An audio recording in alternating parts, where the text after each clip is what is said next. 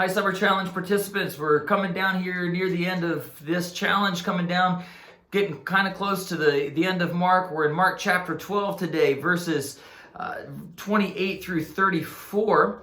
And just real quick this morning, many of you are probably like me, and the pledge to the American flag is something that's been driven and drilled into your mind. I don't know about you, but for me as a kid, every day from preschool all the way through high school, every day, 5 days a week, hand over the heart, I pledge allegiance to the flag of the United States of America. And every day we had to say it. It got drilled into our minds. Maybe some of you who are teenagers watching this, man, that's your reality. Every day in school, you're saying that pledge to the American flag. Some of you who are a little older are laughing and smiling and putting your hand over your heart, and you still remember it.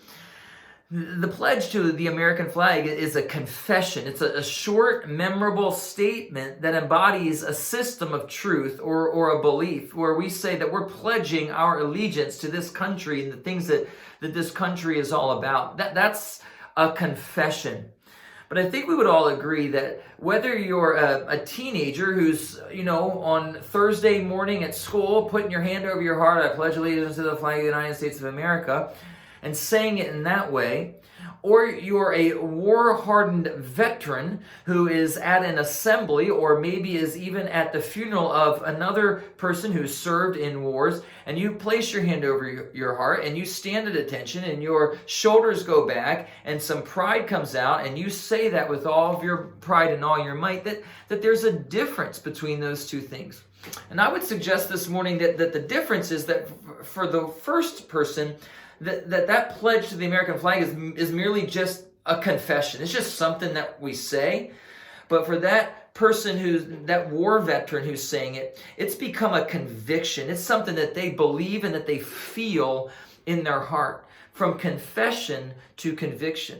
Maybe you didn't know this, but God's people in the Old Testament, the Israelites, had kind of a pledge or a confession that they would recite every day. It's found in Deuteronomy chapter 6, verses 4 and 5. It says this, "Hear, O Israel, the Lord our God, the Lord is one. You shall love the Lord your God with all your heart, with all your soul, and with all your might." This is called the Shema, and they really said it every day. By the time that we get to Mark chapter 12, one of the scribes of the Pharisees comes up to Jesus and asks him a question. Which commandment is the most important of all? Jesus responds with Deuteronomy chapter 6. In Mark chapter 12, verse 29, Jesus answered, "The most important, hear, O Israel, the Lord our God, the Lord is one. You shall love the Lord your God with all your heart, with all your soul, with all your mind, and with all your strength." And Jesus even adds a little bit to it, says you shall love your neighbor as yourself. You see, by the time that you got to the time of Jesus, from way back in the Old Testament, this confession that they said every day had become just this rote statement that they would make without a lot of heart, without a lot of conviction, without anything going on inside, that the Israelites had kind of become like those school kids who put their hand over their heart and their head goes back and their eyes roll back and here we go again. It's another day. I can't wait till I get to the weekend. Let's say the Pledge of Allegiance. And there's not a lot of thought behind it. It was merely a confession. But Jesus wants to move them from confession to conviction. And so when this leader comes in and says, what's the most important of all the commandments, of the 600 plus commandments that are found in the Old Testament and the law of Moses, what's the most important? Jesus, with conviction, shares their confession and tells them about it and says that this is the most important thing for them. Then the scribe goes on and says, "You're right." To Jesus, you're right. You've said the right thing. That is the summation of all of the law. Jesus, verse 34, saw that the religious person had answered wisely. He said, "You're not far from the kingdom of God." And I think what Jesus is doing in this passage is again trying to move this person and by extension move all of us from just a confession to a conviction. For those of you who have grown up in church and done the church thing for a long time, it's really easy to have a confession. We can say that we know who Jesus is, and we can say that we love Jesus, we can say that we understand the Bible, but sometimes it just becomes like this rote confession, like putting our hand over our heart and saying the American flag, the pledge to the American flag. We're just quoting something.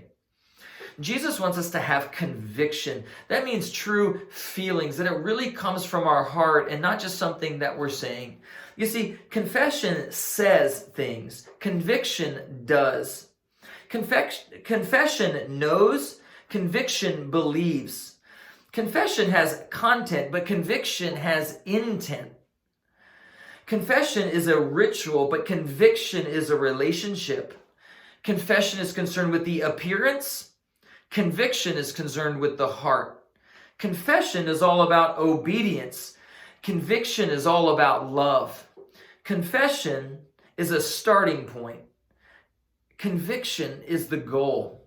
At the end of the day, Jesus wants us to have not just a confession about who he is, not just a confession about what's important, but he wants us to have true conviction about our relationship with him. So I challenge you today to move from that place of confession where it's just something that you say to a place of conviction where it is who you are.